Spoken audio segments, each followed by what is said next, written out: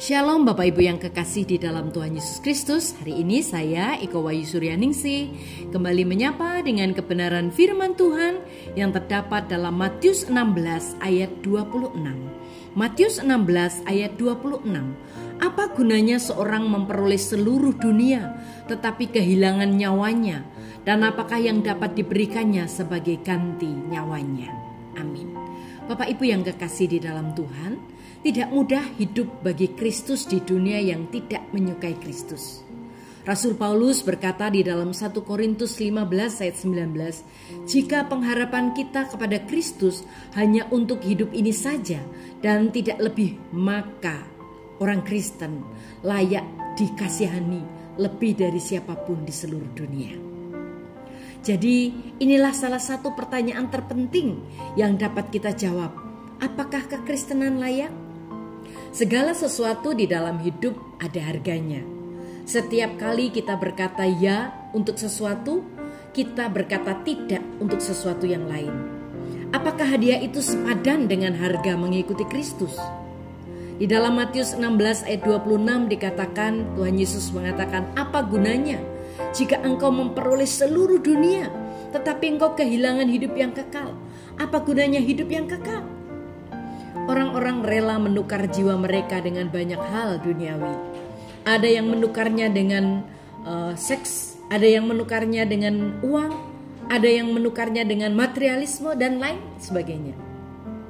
Mereka menukarnya dengan kecanduan, uang, bahkan dengan ketenaran.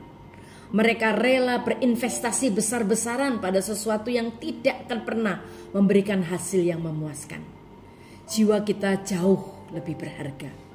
Paulus menyadari hal ini ketika Paulus membagikan kesaksiannya di dalam Filipi 3 ayat 7 dan 8. Dia berkata, dahulu aku menganggapnya berharga, tetapi sekarang aku menganggapnya sia-sia karena karya Kristus.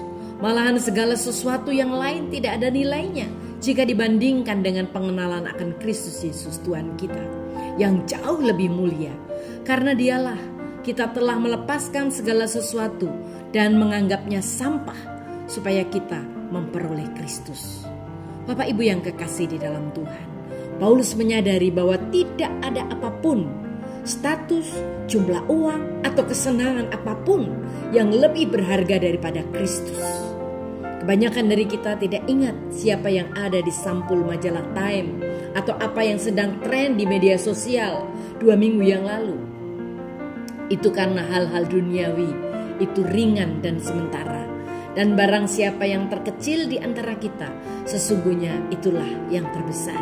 Lukas 9 ayat 48. Kita membutuhkan definisi baru tentang kesuksesan.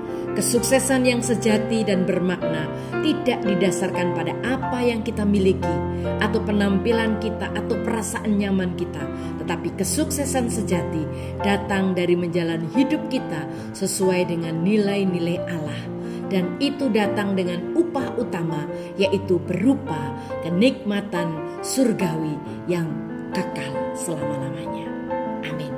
Mari kita berdoa. Tuhan Yesus, terima kasih buat firman-Mu hari ini, menolong kami untuk tetap percaya, karena Tuhan Yesuslah yang paling berharga di dalam hidup kami. Berkati kami Tuhan, dalam nama Tuhan Yesus kami berdoa. Haleluya. Amin.